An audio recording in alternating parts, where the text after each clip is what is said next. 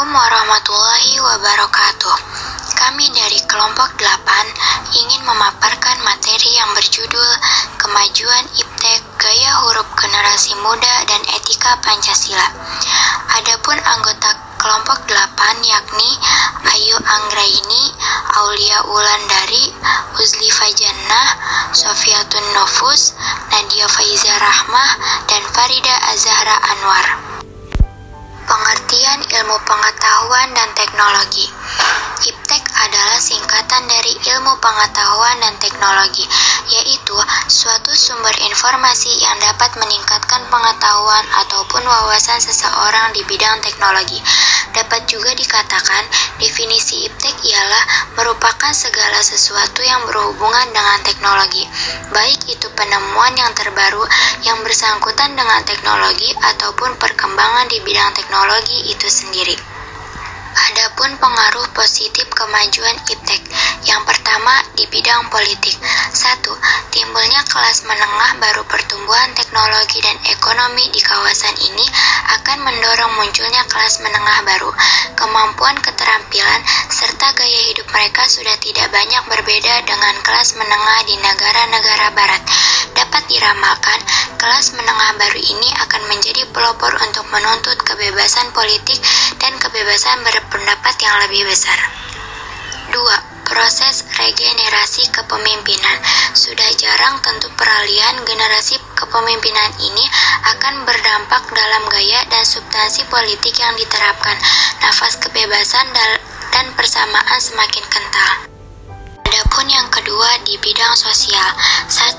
Mudahnya berkomunikasi dengan orang-orang yang jarak jauh. 2. Waktu dan biaya lebih efisien. 3. Mempermudah mencari informasi yang ingin diketahui serta menambah wawasan dan pengetahuan. 4. Sosialisasi kebijakan pemerintah dapat lebih cepat disampaikan kepada masyarakat. Adapun yang ketiga di bidang budaya. 1. Kita dapat mengetahui budaya-budaya yang ada di negara-negara lain. 2. Teknologi yang ada dapat dikolaborasikan dengan budaya-budaya yang ada. 3. Dapat men-share budaya yang ada di negara masing-masing. Tekanan kompetisi yang tajam di berbagai aspek kehidupan sebagai konsekuensi globalisasi akan melahirkan generasi yang disiplin, tekun, dan pekerja keras. Adapun yang keempat di bidang ekonomi. Pertama, produktivitas dunia industri semakin meningkat. Kemajuan teknologi akan meningkatkan kemampuan produktivitas dunia industri baik dari aspek teknologi industri maupun pada aspek jenis produksi. 2. Pertumbuhan ekonomi akan semakin tinggi. 3. Persaingan dalam dunia kerja sehingga menuntut pekerja untuk selalu menambah skill dan pengetahuan yang dimiliki. 4. Semakin maraknya penggunaan TIK akan semakin membuka lapangan pekerjaan. Pengaruh negatif kemajuan Iptek. Yang pertama, di bidang politik. 1. Penggunaan persenjataan canggih untuk menyerang pihak lain demi kekuasaan dan kekayaan. 2. Terorisme yang semakin merajalela. 3. Kurangnya privasi suatu negara akibat kerahasiaan yang tidak terjamin dengan semakin canggihnya alat-alat pendeteksi. Yang kedua, di bidang sosial. 1. Maraknya perilaku menyimpang yang terjadi di kalangan masyarakat pada umumnya dan khususnya remaja. 2. Timbulnya kejahatan publik. 3.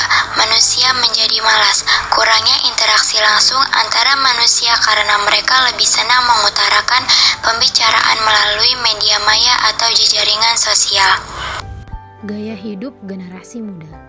Semakin maraknya generasi milenial sekarang, generasi milenial masyarakat lebih sering memilih membeli sesuatu dibanding membuat sesuatu. Mungkin saja dikarenakan generasi milenial sekarang terlena dengan teknologi yang ada dan semakin canggih tentunya. Karena dengan adanya teknologi, para kaum milenial semakin mudah mengakses apa yang mereka inginkan. Pada dasarnya, generasi milenial lahir saat handphone dan media sosial mulai muncul di Indonesia. Sehingga wajar apabila generasi ini lebih melek atau lebih terpacu dengan teknologi dibanding dengan generasi-generasi sebelumnya yang sama sekali pada generasi X dulu belum mengenal apa itu teknologi dan apa apa itu internet. Adapun perbedaan lain yang muncul di antara generasi milenial dengan generasi-generasi sebelumnya, yaitu terkait dengan masalah budaya yang ada serta gaya hidup sehari-hari yang berada di sekitarnya. Pengertian etika. Etika termasuk kelompok filsafat praktis dan dibagi menjadi dua kelompok, yaitu etika umum dan etika khusus. Etika merupakan suatu pemikiran kritis dan mendasar tentang ajaran-ajaran dan pandangan-pandangan moral.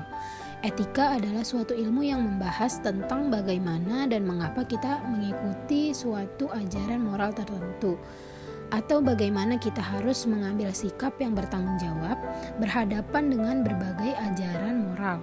Menurut Suseno 1987, etika umum merupakan prinsip-prinsip yang berlaku bagi setiap tindakan manusia, sedangkan etika khusus membahas prinsip-prinsip itu dalam hubungannya dengan berbagai aspek kehidupan manusia. Menurut Suseno 1987, etika khusus dibagi menjadi etika individu yang membahas kewajiban manusia terhadap diri sendiri dan etika sosial yang membahas tentang kewajiban manusia terhadap manusia lain dalam hidup masyarakat, yang merupakan suatu bagian terbesar dari etika khusus. Makna nilai dasar Pancasila. Makna nilai dasar Pancasila dikaji dalam perspektif filosofis, yaitu Pancasila sebagai dasar filsafat negara serta sebagai filsafat hidup bangsa Indonesia pada hakikatnya merupakan suatu nilai yang bersifat sistematis. Fungsi filsafat berkaitan dengan Pancasila yaitu mempertanyakan dan menjawab apakah dasar kehidupan berpolitik dalam berbangsa dan bernegara. Nilai-nilai Pancasila sebagai nilai fundamental terhadap sistem etika negara. Nilai-nilai Pancasila bersifat universal yang memperlihatkan nafas humanisme. Oleh karena itu, Pancasila dapat dengan mudah diterima oleh siapa saja. Meskipun Pancasila mempunyai nilai universal, tetapi tidak begitu saja dengan mudah diterima oleh semua bangsa. Perbedaannya terletak pada fakta sejarah bahwa nilai Pancasila secara sadar dirangkai dan disahkan menjadi satu kesatuan yang berfungsi sebagai basis perilaku politik dan sikap moral bangsa. Nilai dasar yang fundamental dalam hukum mempunyai hakikat dan kedudukan yang kuat dan tidak dapat berubah mengingat pembukaan Undang-Undang Dasar 1945 sebagai cita-cita negara, para pendiri bangsa sekaligus perumus konstitusi. Di samping itu, nilai-nilai Pancasila juga merupakan suatu landasan moral etika dalam kehidupan kenegaraan yang ditegaskan dalam alinea keempat pembukaan Undang-Undang Dasar 1945, bahwa negara berdasar atas ketuhanan yang Maha Esa, berdasar atas kemanusiaan yang adil dan beradab. Konsekuensinya dalam penyelenggaraan kenegaraan antara lain operasional pemerintahan negara, pembangunan negara, pertahanan keamanan negara, politik negara, serta pelaksanaan demokrasi negara harus senantiasa berdasarkan para moral, ketuhanan, dan kemanusiaan. Implementasi nilai dan moral kehidupan bermasyarakat. Dalam kehidupan kita akan selalu berhadapan dengan istilah nilai dan norma dan juga moral dalam kehidupan sehari-hari. Dapat kita ketahui bahwa yang dimaksud dengan nilai sosial merupakan nilai yang dianut oleh suatu masyarakat mengenai apa yang dianggap baik dan apa yang dianggap buruk oleh masyarakat. Sebagai contoh, orang menganggap menolong memiliki niat baik atau nilai yang baik, sedangkan mencuri bernilai buruk. Demikian pula guru yang melihat siswanya gagal dalam ujian akan merasa gagal dalam mendidik anak tersebut. Bagi manusia, nilai berfungsi sebagai landasan, alasan, atau motivasi dalam segala tingkah laku dan perbuatannya. Kesimpulannya yaitu kemampuan, keterampilan, serta gaya hidup mereka sudah tidak banyak berbeda dengan kelas menengah di negara-negara barat.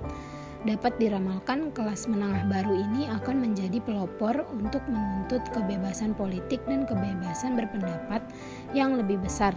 Sudah jarang tentu peralihan generasi kepemimpinan ini akan berdampak dalam gaya dan substansi politik yang diterapkan.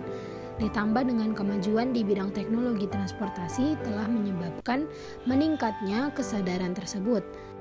Sekian dari kelompok 8, kurang dan lebihnya mohon maaf. Wassalamualaikum warahmatullahi wabarakatuh.